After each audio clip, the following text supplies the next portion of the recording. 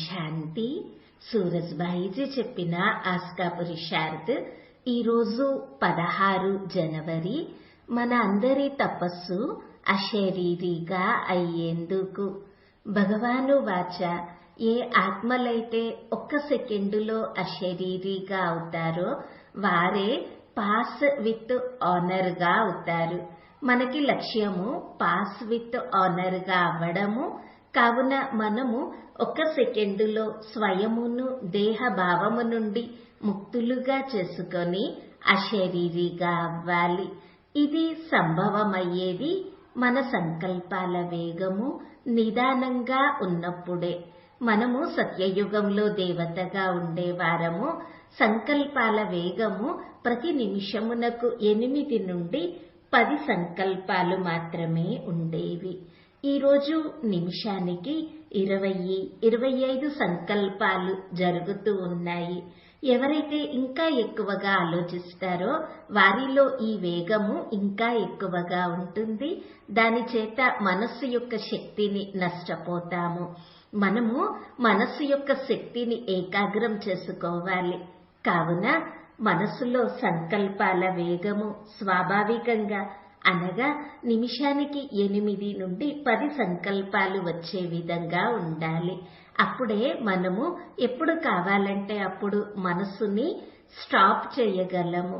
అలాగే మనము స్వమాన అభ్యాసము చేస్తూ ఉంటే, మధ్య మధ్యలో యోగయుక్తముగా అయ్యే అభ్యాసం చేస్తూ ఉంటే, మన వద్ద జ్ఞానం యొక్క శక్తిశాలి సంకల్పాలు ఉంటే ఈ సంకల్పాల వేగము ఇంకా తగ్గిపోతుంది. నిమిషానికి 4-5 సంకల్పాలు మాత్రమే వస్తాయి. అప్పుడు అనుభవం అవుతుంది, చిత్తము చాలా శాంతిగా ఉన్నది, రోజంతా శాంతిగా ఉన్నాము అని. అప్పుడు సెకండులో అశరీరిగా అవ్వగలము. అప్పుడు మన సంకల్ప శక్తి ఎంతో పవర్ఫుల్ గా అవుతుంది. ఎవరైతే ఇలా నిమిషానికి 7-8 సంకల్పాలు మాత్రమే చేయగలరో వారికే సంకల్పాల సిద్ధి ప్రాప్తిస్తుంది. కావున లక్ష్యము పెట్టుకోవాలి. స్వయం రోజంతా నిస్సంకల్పముగా ఉండాలి. శ్రేష్ట సంకల్పాలతో ఉండాలి. అప్పుడే నా మనస్సు ఎంతో శాంతిగా ఉంటుంది. లోపల సైలెన్స్ పవరు ఎంతగానో జమ అవుతుంది.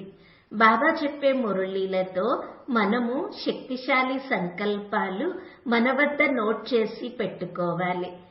ఇంకా సుందర మహావాక్యములు మురళిలో ఎటువంటివి వస్తాయి అంటే మన చిత్తముని శాంతపరుస్తాయి, మనల్ని ప్రభు ప్రేమలో నిమగ్నం చేస్తాయి.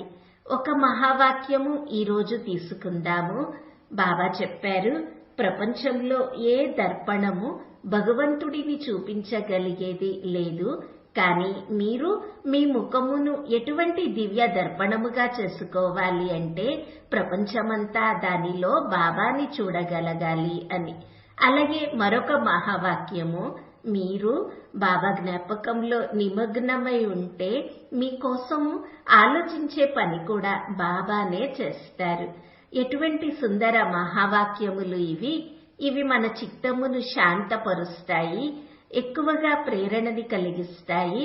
మనము మన లక్ష్యములోనే స్థిరంగా ఉంటాము. కావున ఈరోజు మనము సంకల్పాలని మధ్య మధ్యలో చెక్ చేసుకుంటూ ఉందాము. ఏమి ఆలోచిస్తున్నాము? మనము ఏదైతే ఆలోచించాలో అదే ఆలోచిస్తున్నామా? ఒకవేళ లేదు, అనవసర సంకల్పాలు చేస్తున్నాము, నాలో వ్యర్థము జరుగుతున్నది అని జవాబు వస్తే ఇక దానిని సమాప్తం చేయాలి. ఇంకా అభ్యాసం చేయాలి. నేను ఆత్మను, మాస్టర్ జ్ఞాన సూర్యుడను, పవిత్రతా సూర్యుడను. నేను 4 వైపులా కిరణములను వ్యాపింపచేయాలి. నేను సంకల్ప శక్తిని ఏకాగ్రపరచుకోవాలి.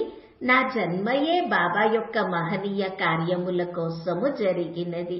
ఇటువంటి సుందర సంకల్పాలు చేస్తే త్వరగానే వ్యర్థ సంకల్పాలకి ఫుల్ స్టాప్ పడుతుంది. ఈ రోజంతా మధ్య మధ్యలో 1 గంటకి ఒకసారైనా అశరీరిగా అయ్యే అభ్యాసము చేద్దాము. కర్మలు చేస్తూ కూడా ప్రతి గంటలో కావాలంటే అనేక సార్లు కూడా అభ్యాసం చేయవచ్చు.